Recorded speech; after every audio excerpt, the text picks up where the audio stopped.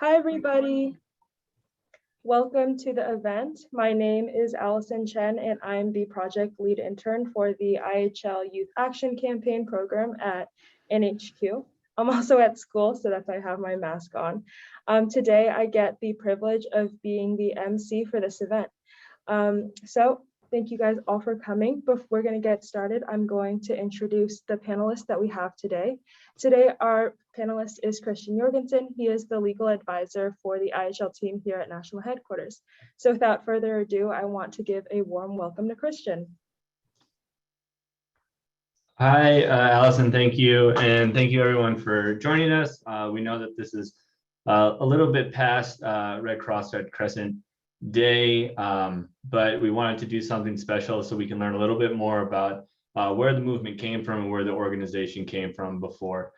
Before I get started, I just want to say the Red Cross history is fascinating and it's very long, and there's so many notable parts and people that have been a part of the Red Cross movement and our history and how we got here. But we're not going to get to all of them today, but I hope that everyone walks away having learned something new, and at the end of the day, my main goal is that we all just have a greater appreciation for the organization that we all represent and the movement that we all have dedicated ourselves to. For those of you who are not a Red Cross volunteer, it's been a life-changing experience for myself, and I know for a lot of the other volunteers. So if that's something you're interested in learning more about and the opportunities that you can get involved in, I encourage you to contact your local American Red Cross regional office. Like Allison said, my name is Christian Jorgensen. I work with the IHL team, International Humanitarian Law, and International Humanitarian Law is the laws and rules that regulate warfare. They could prohibit and they could regulate the means and methods that belligerents to that conflict are allowed to use, and it also provides protections to people who are not a part of the fight or who are no longer a part of the fight. And what little people do know or are surprised about is something that we teach in our IHL courses, and we have this slide. So I'm not going to reiterate what our classes say because we just really touch on it, but I wanted to highlight something that we start here because international humanitarian law is really central to the origin of the Red Cross movement. And most notably, I saw in the word bubble that we had Claire Barton written, but I also saw Henri Dunant, and that's who we're going to be spending a lot of the time talking about today, is this man from Geneva, Switzerland named Henri Dunant, and specifically this Battle of Solferino of 1859, which is a monumental occasion in history, both for military history and just political history, European history, but also central to our origin story. So what the Battle of Solferino was a part of was in 1859 was a part of the Second Italian War of Independence. It's really key to understand a little bit about the politics here. Unfortunately, you could have a whole course. You could probably have a whole year-long course on just this political war in general, but it involved the kingdoms of Piedmont, Sardinia, and then also the Italian parts of Lombardy. But most notably were the two larger European powers that were involved, and that was France, led by Napoleon III, and then also the Austro-Hungarian Empire. And what really came down to this point is that during the course of this battle, it was kind of something that was put in place and kind of using Napoleon III was kind of a political genius and used it as an opportunity to kind of get a war and a conflict going.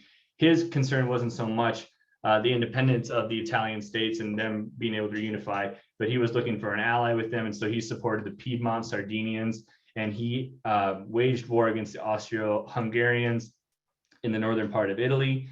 And there was over a course of 3 or 4 days, there was a series of battles, and one of them was the Battle of Solferino. Solferino would be a part of the Lombardy region, a little in that purplish northern area right there. And at this war, it was become one of the biggest battles that Europe has ever witnessed and had occur on the continent since the Battle of Leipzig and then also in the future up until World War I. And what it's described as being is that there were over 6,000 people dead, but there was also over 30,000 wounded soldiers. And one person quoted as saying that they were crazed with suffering. So that's kind of the backdrop of this part, and we should take that opportunity to understand that this is the landscape that we're dealing with. There's a lot of political dimensions to it. But what's more important is what happens after the Battle of Solferino as far as the Red Cross origin story goes. And that has to do with the man in the middle that you see in white, and that he is credited as wearing white, and that was Henri Dunant. Henri Dunant was somebody who came across this battle. He was not a part of any political affiliation to the parties to it, but he was on his way to go visit Napoleon III, and I'll get to that in a little bit.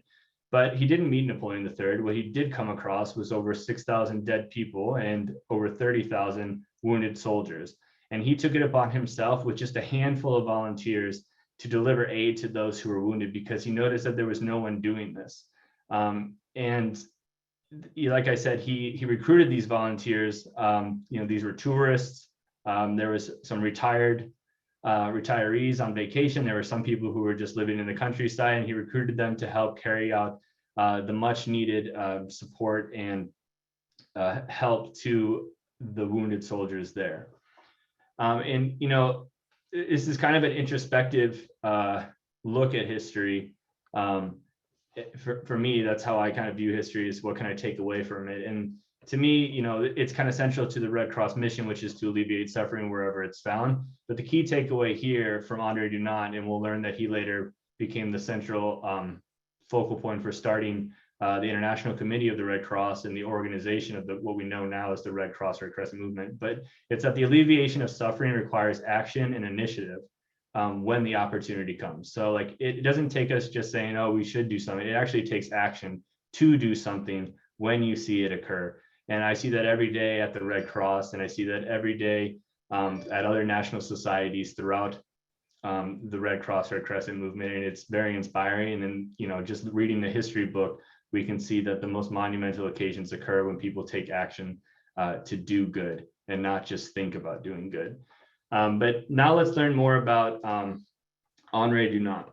So Henri Dunant, his full name is Jean-Henri, but he goes by Henri, and he was born in Geneva, Switzerland on May 8th in 1828. As we know, that it happens to be the reason that we have Red Cross and Red Crescent Day on that particular day.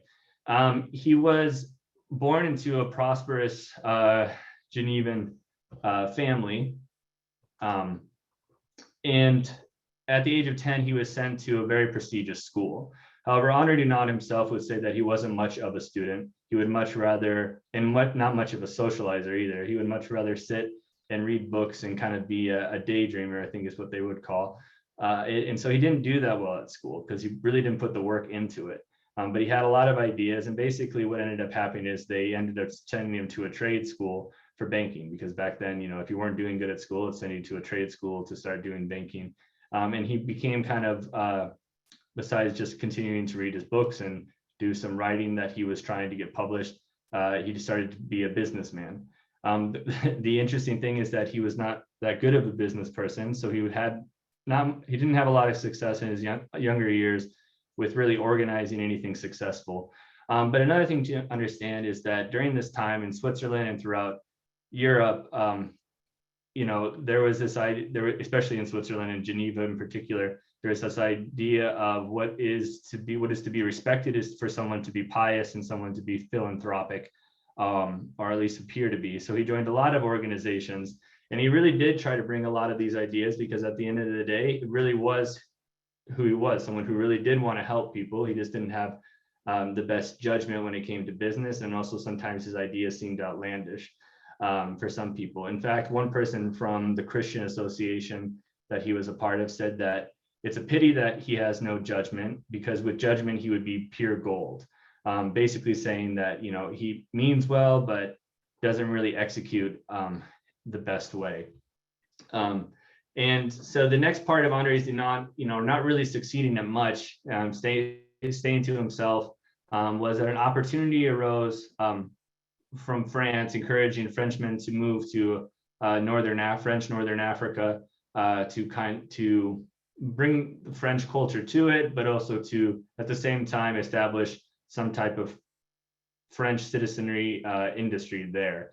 And so he was able to get a hold of a large area of land, and he promised everyone this is going to be a great venture. And the venture was to start a cornfield, some type of farm field. So he decided his business is going to be farming. That's where he's going to make it big, and that's where he's going to be able to do the most good in Algeria. And he went there in 1853. There he met his wife, who happened to be related to a very well-known banking family in France, and through those connections was able to secure more funding for this farm. However, this goes back to the quote that I said that one of his friends said, that he has really poor judgment. He means well, but he doesn't actually really think through the things that he wants to do. And after he bought the land, he realized that he didn't have the water rights. So if you can imagine starting a farm in Northern Africa without access to water, shows that maybe he didn't think that one quite through. But he had an idea. And his idea was, if I can't get the water rights, I'll get someone to give me the water rights, someone with the authority to do so. And his idea was that he would travel to visit Napoleon III, who he'd never met before, and write him he wrote a book for him. And his idea was, I'll give him this book called The Reign of the New Charlemagne. And in the book, he quotes as saying that Napoleon III is the new Cyrus, trying to really appease to the ego of Napoleon III. And so he decides, I'm going to write this book. It's not only going to be a good book, but it's going to be a great, trophy for him to show to other people. And he's really going to appreciate it. And he's going to give me the water rights so I can get this farm started. And so he's on his way there, wearing a white, and he finds out that Napoleon is no longer in France. He's in northern Italy, and there's going to be a war with Austro-Hungarians. And he thinks, all right, well, there will be time for me to meet. Again, maybe not the best of judgment. If there's a conflict going on, maybe the person leading that conflict doesn't have time to meet with you. But he hears that Napoleon's in this place called Solferino in northern Italy, and that's the reason he was there. Sometimes we hear that he was there as like a tourist, like he was on vacation, and the answer is no. He went there to try to get water rights and to deliver a book he wrote for Napoleon III. And so once he arrives there, that's where we go back to the previous slide, and he feels motivated to carry out some type of action, because he wasn't seeing it done, to alleviate the suffering for the over 30,000 people there. And he only had a handful of volunteers, and so you can imagine that he wasn't able to meet the needs of everyone there. And that really haunted him. And this wasn't just a one-day thing. It was over a few weeks, because as you imagine, even when the battle ends, there's still wounded soldiers who need care. There's still people in need of re-ups on food, and some of the things he gave out were tobacco. He even decided that he was going to start taking letters from some of these wounded soldiers and deliver them to their families, so they had some news about what happened to their loved ones on that battlefield. And again, I want to emphasize, like, he was really moved by this, but it's not necessarily in a way like that was, I'm really moved by what I was able to do with these volunteers. He was really scarred by this, because up until this point, this was the largest battle that Europe had seen, the most destructive battle. In fact, to give more historical context, the battle was so large that it was the last battle where you'd actually have the monarchs themselves leading the troops on the battlefield. Like, that's how big of a deal this was. And so it was that destructive and that big of a deal. And he wasn't just moved by the work they did, he was really scarred from what he witnessed. And so he went back to Geneva. If you read about what Henri Dunant says about this situation, he doesn't discuss the other reason that he had to go back to Geneva. And that's because, he didn't secure the water rights. His business ultimately went under in Algeria. And so, where do you go? You have nothing else left in Algeria, so you go back home. But, after his experiences in Solferino, like I said, he returned to Geneva, and he kept thinking about what he witnessed. And he was having trouble, talking about it. It was all he could really think about. For many people who go through traumatic experiences, they're unable, they need a coping mechanism. And as I mentioned in the previous slide, he wasn't much of a socializer anyways, but he loved books, and he was often somebody who wrote anyways. And so he used writing as a way to kind of treat the trauma that he experienced. But he began to write about the battle, and it was in a new way. It wasn't in, on this day, this regiment went there, this day, another regiment went there. It was a personalized experience of the war. And this is something that hadn't really been seen in Europe at that time. And he also wrote about these questions that had been nagging at him, because one of the things that, you know, I said he recruited a bunch of volunteers to help him, was that the question that he kept asking himself is, why wasn't anyone doing anything anyways? And so he thought, well, why don't we just start recruiting, creating a core group of volunteers to carry out the services to the wounded during armed conflict, so everyone's prepared if this were to ever happen again. And he added that to the book. So the book was both a personalized account of this battle that everyone in Europe was aware about, and then also a kind of philosophical idea of, could we as societies create a core group of volunteers that is at the ready when disaster strikes? And he put that in this book, and he published it himself. And he printed 1,600 copies to send to, he said, to send to friends and acquaintances. You know, I don't have that many friends and acquaintances to send 1,600 copies. So Henri Dunant was either very well connected, or, you know, also had the idea, I'm going to send this out to everyone that I can even think of, and, you know, get this idea and this my idea out there and people to start discussing it. And lucky enough, you know, he's not that good at business. He wasn't selling this book, so you can't really call this a business, but he was right. This idea was extremely popular. More so, his book was extremely popular because it was the first real personalized published account of this battle that everyone was talking about. It was a little more exciting than other aspects of military history that writings at that time. And it was an extremely huge hit. And people, you know, they got it, they loved it, they sent it to someone else. And he got a lot of good press for this and became very famous. Victor Hugo even said that you have performed a great deed for humanity by writing this book. You know, and then he was also published in a very notable newspaper at the time, the Geneva newspaper. I don't want to butcher the French, but they said what he wrote about the idea of volunteer service is a great and beautiful idea. And the other interesting part about all of this is that I said that the key takeaway from what he did is that if you want to alleviate suffering, you have to act when the opportunity comes around to act. You have to be prepared to act at the same time. But also, this is also a key takeaway for me, is that some things are always about timing. And at this time in Europe, these new ideas from Rousseau and other philosophers was really taking a hold in this new idea of doing more philanthropic things from a high, if you have a position to do so, a privilege to do so, is what we should be doing. You know, that's pious. That's true nobility, when noble people from privilege do things for others. And so there, all these philanthropic groups are starting to show up. You know, there was a growth in what is known as the YMCA, the Christian Association in Geneva was getting bigger, and it was spreading like wildfire. And that's another reason why his book got so popular within a lot of circles, because this was kind of the hot idea, this philanthropic service to others type of idea. And so there was also a little bit of timing in there. Before I keep going, I do want to say that I think anyone who's associated with the Red Cross or wants to learn more about the movement should read Memory of Solferino. It's kind of like an origin document for us as a movement goes. And so I put the link in there, but you can also just Google search Icrc store, Memory of Solferino.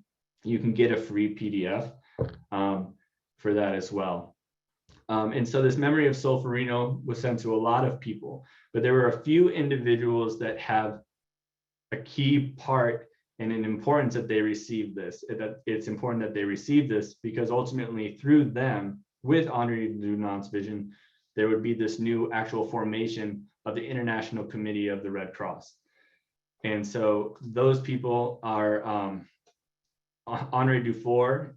He received the book. He was a general from Switzerland, and he was respected across military circles everywhere. And, you know, I do want to just pause and say something about this person individually, is that sometimes ideas that are out there are already shared amongst other people, but it takes someone to share their voice and put it down and out there for other people to feel comfortable to start sharing their ideas. And General Dufour came from a very, he was very popular. He came from a military career, but he was already instilling a lot of the ideas that Dunant was talking about within his own command. He's quoted as instructing his own troops to give the wounded the same care as you would give to your own men and restrain the fury of troops after battle, because he wanted people to say that my troops, fought courageously when they had to, but they may remain generous and humane throughout the rest of their actions. And so what I'm saying is, for the first time, Dufour already had some of these ideas in mind, but at the same time, it took someone else to publish it for there to be kind of a mobilization of these shared ideas. And another person got it, who was Gustave Monnier, and he would later go on to be the president of the Icrc for many years. Henri Dunant was not the president for many years because not the best business person, great with ideas and writing, but not the best business person. Anyways, Gustave Monnier, he was somebody who was a lawyer. And at that time, most people who studied law wanted to get in some type of leadership, politics mostly, but he was looking for a cause that he could help lead and make it a reality. And he took this as his opportunity to do so. And Gustave Monnier contacted Henri Dunant and said, there is this association that I am a part of, because like I said, there was a lot of philanthropic organizations out there, but we'd like you to come and talk about these ideas.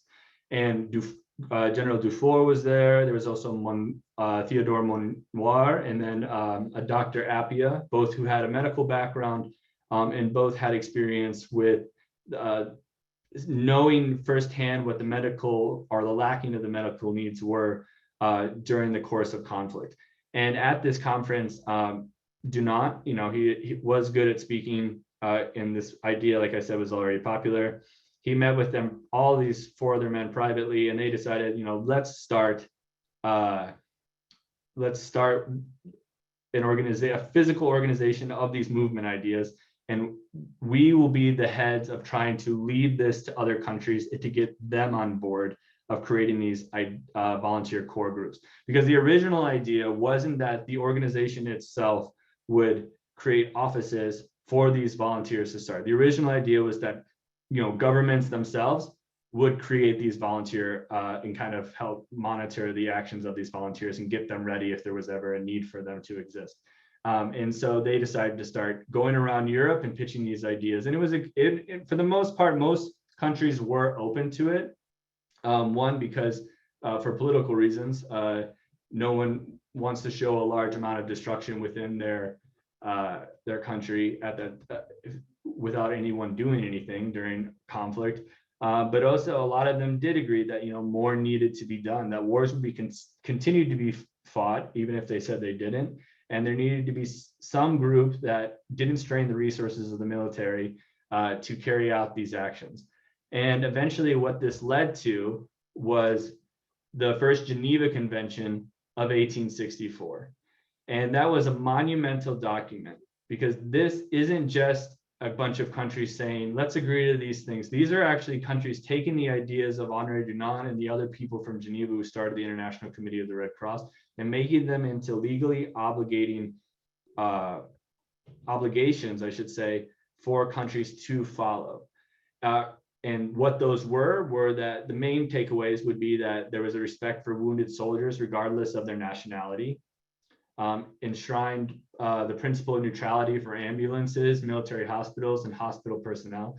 And then to go back to that about ambulances during this time, that basically meant that any neutral horse that was not a part of a military or was not being used in a military capacity was supposed to be protected, because horses at the time were the main transportation source for those were the ambulances.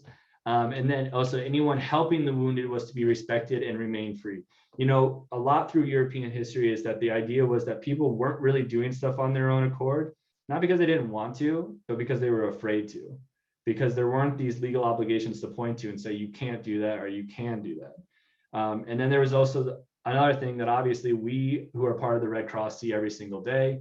We wear it on any type of Red Cross uniform that we have, and that's the creation of the emblem. And it was created for protective purposes, basically the people who are going to be carrying out this work for the countries during conflict. And that was the Red Cross, which was the inverse of the Swiss flag.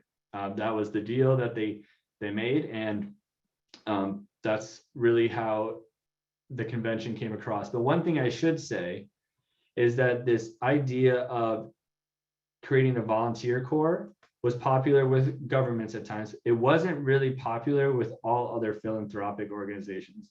Florence Nightingale, who is a well-respected, and she should be for the humanitarian work that she did, was very much against the idea of having volunteers do this, and was more inclined to say that governments should just create a separate branch of their military to do this anyways. And she thought that by having governments be able to say, well, the volunteers will do it, would mean that the governments would kind of cease whatever obligations they had from a military institutional standpoint. And so it wasn't popular with everyone. In fact, Britain wasn't a country that was super interested in it. And then also the United States wasn't someone that was super interested in it as well. But through the efforts of Clara Barton, which I'm happy to take questions about her and her involvement in all of this, was something that wasn't as popular as well. And so ultimately, this is really just a crash course into this pathway of how it became the Red Crosses. This was what it led to. It wasn't just the first Geneva Convention of 1864, let's call it a day. And I think that's something we should remember on Red Cross, Red Crescent Day, is where we came from. And it was through the actions and the initiatives of just a few people knowing that something had to be done because otherwise it wasn't going to be done. But also that it led to all of these national societies. It led to the IFRC, the International Federation of the Red Cross. And together, this movement has grown into something that I don't think anyone back in the the 19th century, even early 20th century, would have thought it would have grown to. And I'm incredibly proud to be a part of that. And I hope everyone else is as well.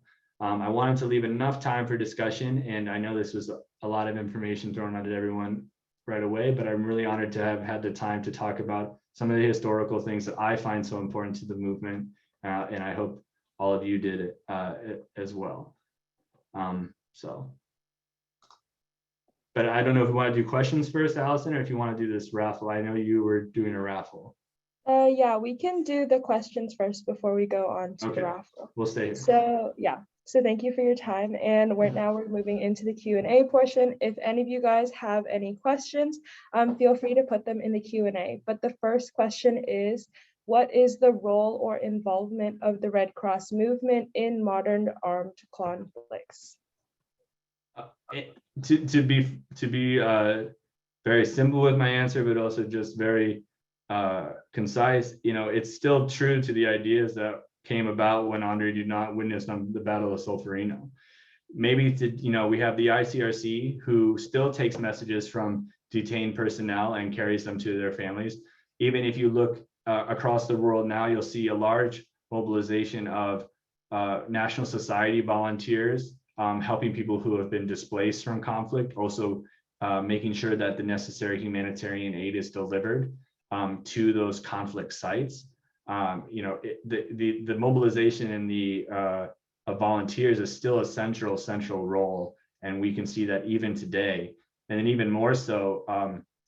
When they started the First Geneva Convention of 1864, this was really one of the first philanthropic organizations at that time to have a direct kind of relationship with governments. And the ICRC today still has a permanent observer status at the UN to talk to governments about certain aspects of international humanitarian law and the access to humanitarian aid. They meet with governments all over the world to continue to make sure that suffering is alleviated as much as possible wherever it's found.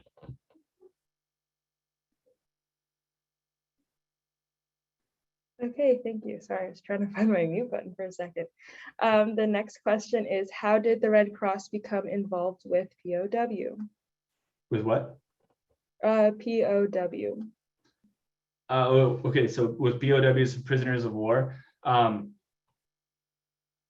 basically through the same thing that we saw with the Geneva Convention of 1864, through the legal prescription and legal right to be the person who has the authority to visit these individuals.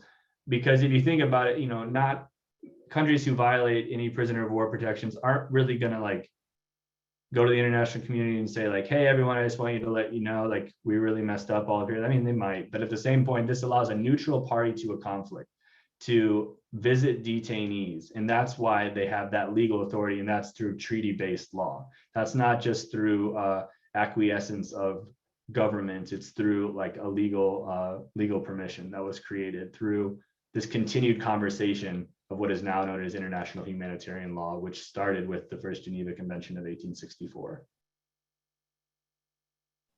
Okay, the next question is, can you explain the roles of the ICRC and the International Federation? So the International Committee of the Red Cross is going to stay still focused on what the original purpose of the Red Cross movement was when Honor did not. His main focus was alleviating suffering during armed conflict. That was the point.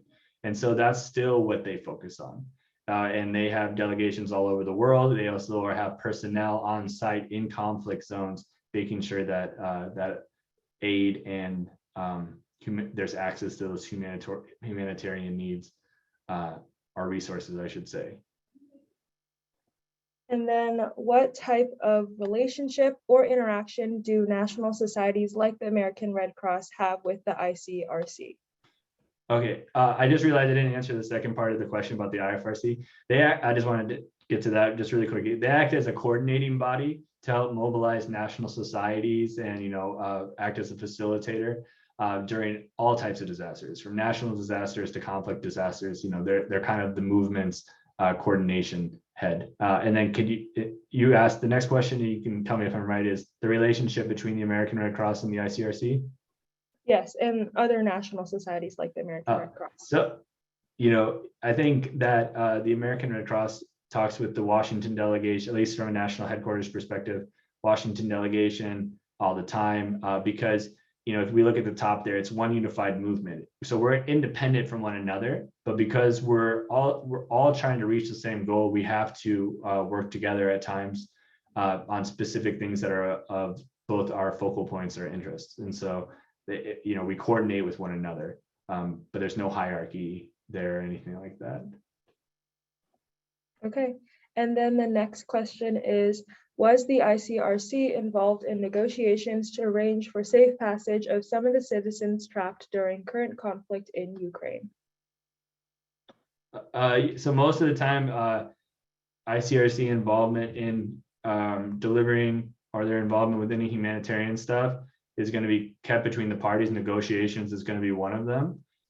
Calling out, so all I really can say to that is that calling and reminding countries of their obligations to, accept, to not target protected persons or people who are no longer a part of the fight.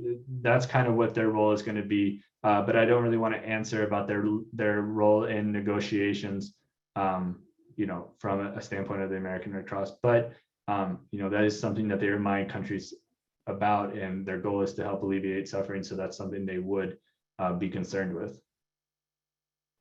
Okay, and then where are Red Cross volunteers deployed in current worldwide conflict zones?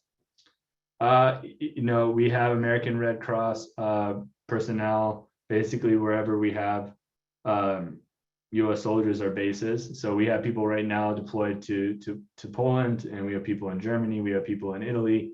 So we have people all over. We have people in Japan and Korea. Okay, the next question is, given the increasingly polarized global involvement, how important is the Red Cross principle of neutrality these days? It's incredibly important, because that's one thing that's really unique, and it has been for over a century about the movement, is this idea of neutrality, where our main focus is not who's right, who's wrong, but rather what can we do to alleviate suffering of the innocent? What can we do to make sure that things aren't as destructive as they could be? So it's really important, because you can imagine that if you come across as one-sided, or on your own one side or another, people aren't going to want to include you in the conversation. People aren't going to want to accept your assistance. And I think every humanitarian agency would agree with that, but it's particularly important to ours because it's a part of our history and will continue to be a part of that because that's central to who we are. Okay, and then this is a reminder for everybody, if you guys have more questions, please put it in the Q&A so we have access to that instead of the chat. And then the other question is, why isn't the International Red Cross Red Crescent Society called the International Red Cross Red Crescent Red Star of David or Magen David Edom Society? You know, I don't have an answer to that. I don't believe there's any reason behind that.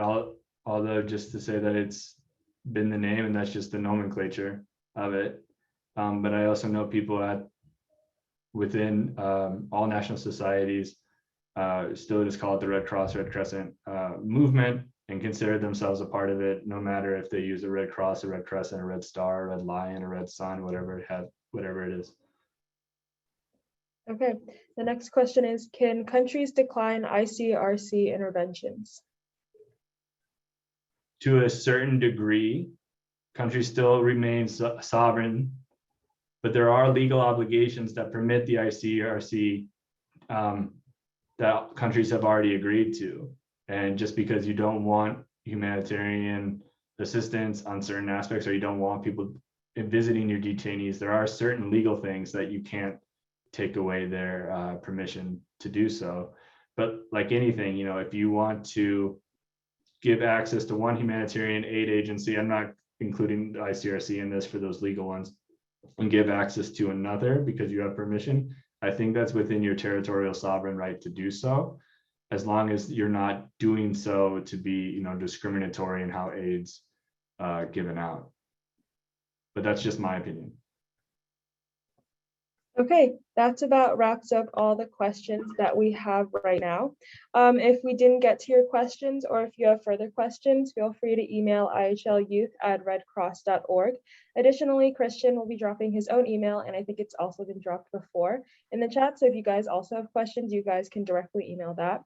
If you miss anything throughout the meeting, we would like to inform you that this meeting is recorded, and it will be posted on YouTube and the Rules of War blog page. And I'll also drop that link in the chat. And then after this event closes and after this webinar closes, we will be sending a very brief 3-question survey. So we would really appreciate it if you guys could take the time to fill that out. Additionally, if you guys feel so inclined to get involved, please don't hesitate to email us, visit the Rules of War blog page, or connect with your local regions to learn more about the youth action campaigns and the adult IHL dissemination program. We always have new events coming out of the pipeline, so I really hope I see you in those future events. And finally, before we announce the winners of the raffle today, I want to give a big thank you to both Christian and everybody on call for joining us today.